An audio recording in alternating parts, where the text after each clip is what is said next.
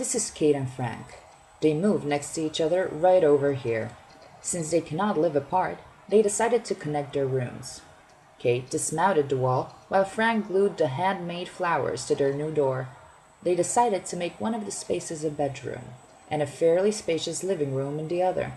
Their surfboards just did not fit Kate's design of the interior, so they hung them over their bed. The space in front of their room became a tiny guest room for family visiting from time to time. Their favorite area in the building became the sofa next to the fireplace, and led them to discover that they both disliked the idea of using the heat from their fire to warm anybody else's room. Kate's father borrowed his boat to the young couple, which they parked directly under the building. This means of transport turned out to be quite cost-efficient and convenient.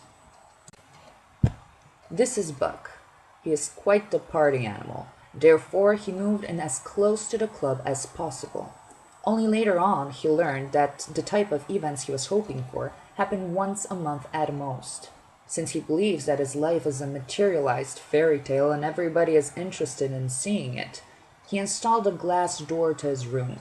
Since one of his goals is to befriend as many people as possible, he decided to eat every day in a different dining area, finally ending up having his meals on the one on the right of his room, which is the closest. The amount of sitting surfaces necessary to maintain such a rich social life left him no space for a bed. He used the materials from one of the storages to construct a mezzanine that would be his secret hideout while he's sleeping.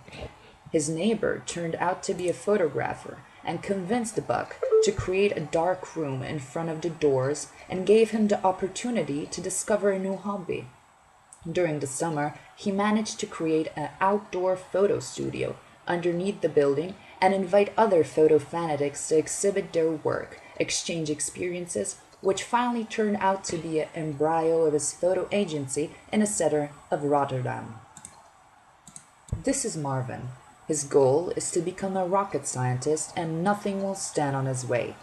He thought the south of the building would be the quietest. To improve the acoustic insulation of his room, he installed a soundproof door. The room was too small for his study materials, so he enjoyed his huge private desk in the common study area. He decided to keep his oldest hobby a secret and build up a mezzanine in his room that would be a perfect spot for the model making and enjoying the view on the Maas River. It took some time for him to get used to the co-ed bathrooms, but finally, not only he managed, but even found it exciting. Marvin managed to organize quite a few lectures in the club section that finally became a regular thing. After seeing how his electricity bill went down, he decided to maintain using the fireplace as a means of heating. Soon, he established a schedule with his neighbors where everybody is responsible for heating all the rooms in their section every day of the week. Welcome to the Staysharp Student Housing Project.